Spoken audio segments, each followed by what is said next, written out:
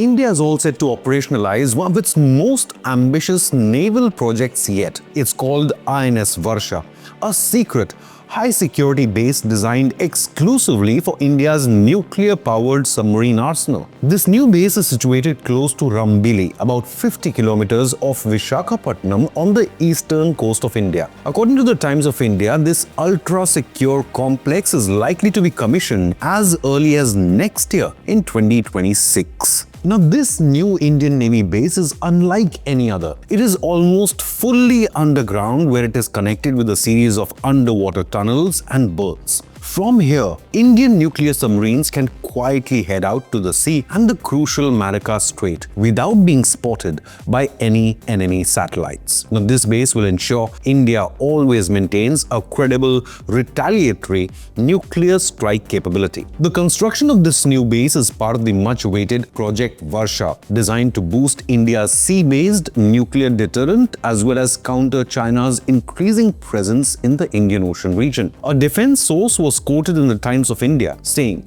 quote, "The first phase of the Rambili base under Project Varsha is almost complete. After commissioning in 2026, it can be expanded and upgraded in phases, much like what is underway at the Karwar base under Project Seabird." Unquote.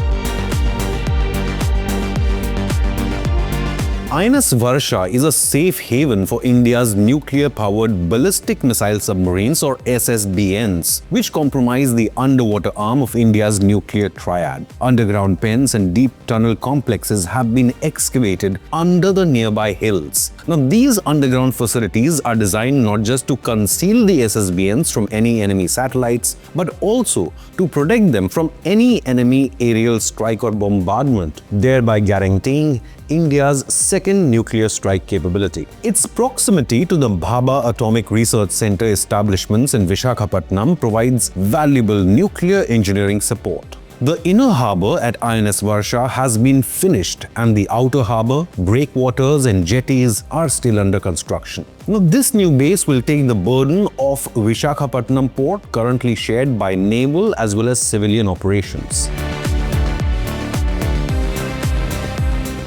India's fleet of nuclear submarines is also expanding rapidly. Third SSBN, INS Aridaman, will be commissioned later this year in 2025. It has a displacement of 7,000 tons and reportedly can carry up to 12 K4 missiles with a radius of 3,500 kilometers. This represents a huge firepower boost over India's inaugural SSBN, the INS Arihant and the INS Arighat after that, both of whom can reportedly carry 4 K4 missiles each. India also launched a highly secretive fourth SSBN in November 2024 under the 90,000 crore rupee Advanced Technology Vessel, or ATV project. Details of this secret submarine are not readily available. However, New Delhi has far bolder ambitions. India next plans to double the size of its current SSBNs. These future nuclear submarines would have nearly twice the displacement at 13,500 tons and will be powered by new 190 megawatt pressurized light water reactors, again much more powerful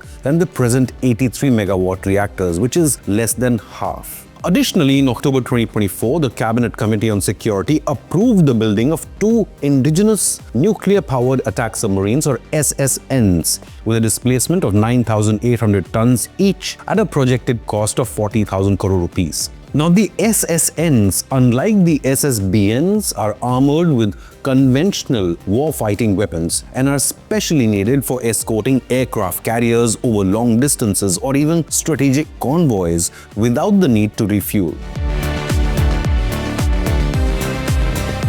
While Project Varsha guards India's eastern seaboard, Project Seabird at Karwar, Karnataka, is converting the western coast into a naval fortress. Approved in 1999 after the Pokhran 2 nuclear tests, the first phase of Project Seabird was finished in 2005. Phase 2A is now underway, with more than 20,000 crore rupee being invested in this base's expansion. Upon completion, Karwar will be among the biggest naval bases in Asia. It will have a capacity to accommodate 50 warships and submarines, 40 auxiliary vessels, a dual-duty airbase, and a new dockyard, as well as covered dry berths. A 3,000-foot runway and maintenance facility assigned solely for this base will cater to maritime air operations. The base also features enhanced radar, communication and surveillance facilities. Karwar was carefully designed as a substitute for the crowded ports such as Mumbai. Now, Mumbai harbor's commercial shipping impinged upon Indian naval security at the time of the 1971 war with Pakistan. India won the war decisively, with Indian Navy also laying siege to the Karachi harbor. However, India is eager to avoid depending on dual-role harbors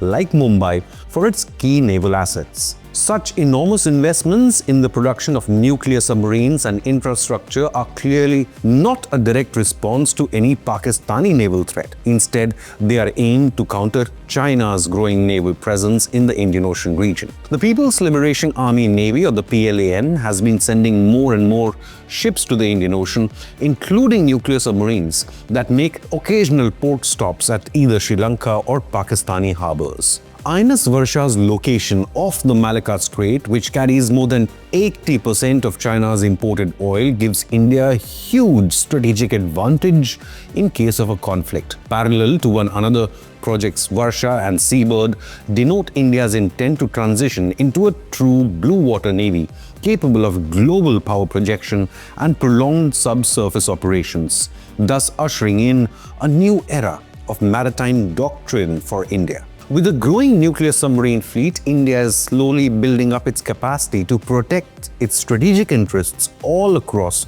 the Indo-Pacific region. But have your say. Does increased Chinese presence in the Indian Ocean region raises the threat of a conflict? Leave a comment with your opinion, hit the like button and subscribe to Inconnect News.